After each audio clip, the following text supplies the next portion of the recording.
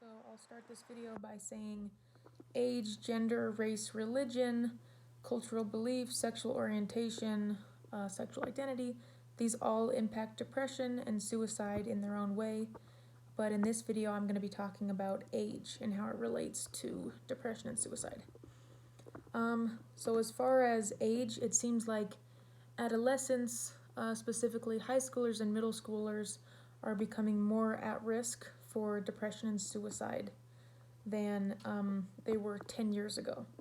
And in this article, they take statistics from 2009 and 2019 and show you how the statistics have changed over 10 years.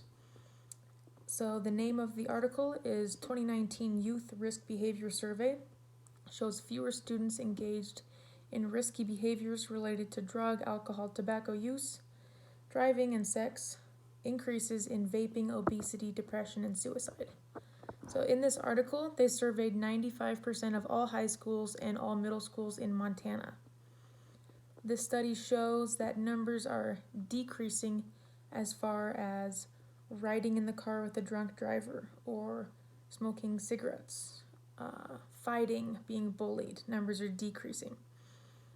But numbers are increasing as far as feeling sad for 2 or more weeks, making a plan to commit suicide, and actually attempting to commit suicide. Those numbers are increasing.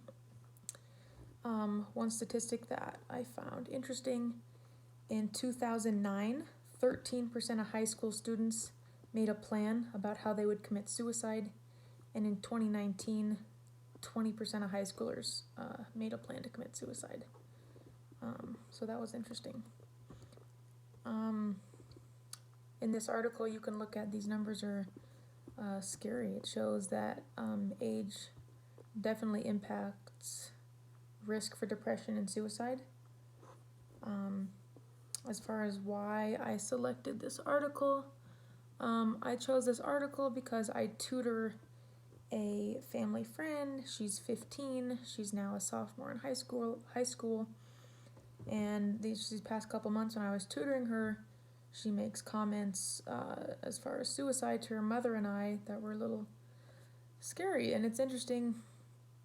I feel like when I was 15, I was excited to drive, get my license, prom, football games. So people may not think adolescents have a reason to be depressed, but they do, and the numbers are scary. So this relates to what I'm learning by being able to assess these signs and symptoms for mental health in general and depression and suicide. Being able to know what that looks like when a patient comes in, and then also being able to identify and recognize that when a middle school or high school patient comes into the hospital, that they may be at a higher risk for depression and suicide, and that may need to be looked into further as well. So, thank you.